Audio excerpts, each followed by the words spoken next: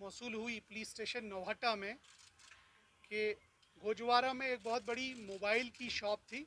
कि उसमें जी चोरी हुई है। तो शिकायत में ये बताया गया कि 3 और 4 की दरमियानी रात में कुछ लोग, कुछ चोर या चोरों का गिरोह आके उन्होंने दुकान का जो मेन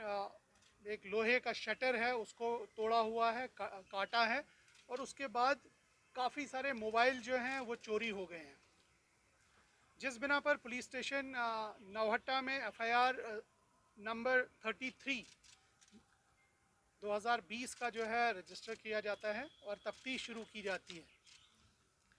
तफ्तीश के दौरान जितने भी इलाके में, क्योंकि चोरी बताया गया था कि दरमियानी रात में हुई, तो कोशिश की गई कि आसपास के जो भी सीसीटीवी वगैरह कैमरे नस्ब किए गए हैं उनके ज़रिए कुछ मदद ली जाए, लेकिन कोई भी ऐसा क्लू जो है इमीडिएटली हमारे सामने नहीं आया। कुछ अरसे के बाद कुछ और मज़ीद अपना दायरा वसी करने के बाद हमें ये पता चला कि कुछ मूवमेंट हमें उन कैमरों में जो रैग पिकर्स होते हैं उनकी ज़रूर दिखी है, जिनके पास वो जो एक रेहड़ा टाइप का होता है जिसमें वो सामान वामान दिन भर रैग्स वगैरह पुरानी चीज़ें पिक करते। उसके अलावा दरमियानी रात में कोई भी मूवमेंट हमारे पास नहीं था। तो बहरहाल इस लीड से हम आगे तो नहीं बढ़ पाए, तो लेकिन ये आइडिया आया कि ये मूवमेंट ज़रूर हुई है। उसके बाद हम लोगों ने जो अपना इलेक्ट्रॉनिक सर्विलेंस है और टावर का जो एनालिसिस हम लोग करते हैं वो करना शुरू किया, लेकिन तकरीबन 2 महीने तक कहीं भी कोई हलचल नहीं हुई। और अचानक एक दिन, क्योंकि हम मॉनिटर कर रहे थे, तो एक फ़ोन जो है वो दिल्ली में ऑन हो जाता है और इमिडिएटली जो हमारी पार्टी है पुलिस स्टेशन नौहट्टा से वो रवाना की जाती है और उन्होंने एक बंदे को जिसका नाम अब्दुल रज़ाक था, उसको दिल्ली में ये है जे कॉलोनी भवाना दिल्ली में उनको धर लिया उस बंदे को। और जब उससे मज़ीद पूछताछ की गई तो वहाँ पे उस पूछताछ के बाद उसने किसी एक ठिकाने की तरफ निशानदेही की जहाँ से 112 मोबाइल जो है हमें वहीं से बरामद हुए। इसमें दिल्ली पुलिस की भी हमें लोकल असिस्टेंस वहाँ लेनी पड़ी, उन्होंने हमें उसमें हेल्प किया। तो जब अब्दुल रज़ाक की मज़ीद पूछताछ यहाँ पे की गई, श्रीनगर उनको शिफ्ट किया गया, श्रीनगर के बाद और उससे मज़ीद पूछताछ की गई, तो उसने अपने 2 साथियों का नाम बताया जो कि दोनों दिल्ली के हैं, लेकिन हाल में अभी कुलगाम में कोई मज़दूरी का जो है काम करते हैं। तो वहाँ उनको हम लोगों ने पार्टी भेज के ये हरनाग अनंतनाग में है, अनंतनाग में उनको पकड़ा गया और उनके कब्ज़े से 11 जो स्टोलन मोबाइल्स थे वो बरामद हो गए। इसमें 2-3 चीज़ें हैं जो मैं बाकी भी ताजिर हजरात की नॉलेज में लाना चाहता हूँ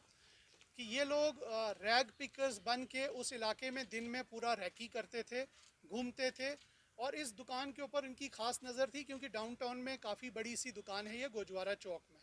और ये देखते थे कि कब कब इसकी सप्लाई आती है और कब इसका माल ज़्यादा होता है। तो उसको ये काफ़ी दिन से ऑब्ज़र्व करते थे, दिन में एज अ रैग पिकर बन के उसकी दुकान के सामने भी गत्ते वत्ते का डिब्बा विब्बा उठाते रहते थे और सामान पे नज़र रखते थे।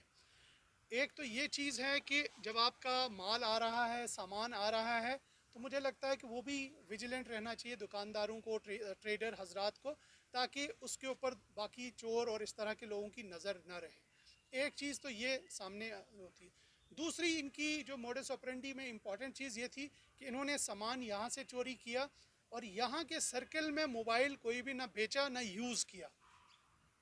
ये मतलब होशियारी है, चालाकी है। अदरवाइज़ अगर ये यहाँ पे मोबाइल बेचते या यूज़ करते तो शायद किसी हमारी जो डिजिटल सर्विलेंस है, इलेक्ट्रॉनिक सर्विलेंस में वो पकड़ में आ जाता। इन्होंने 2 महीने तक कोई भी मोबाइल ना यहाँ बेचा और ना ही उसको यूज़ किया, और यहाँ से बाहर बैरून रियासत ले जाके वहाँ पे मोबाइल बेचा और ये समझ लिया कि शायद ये नॉर्थ सर्कल से बाहर है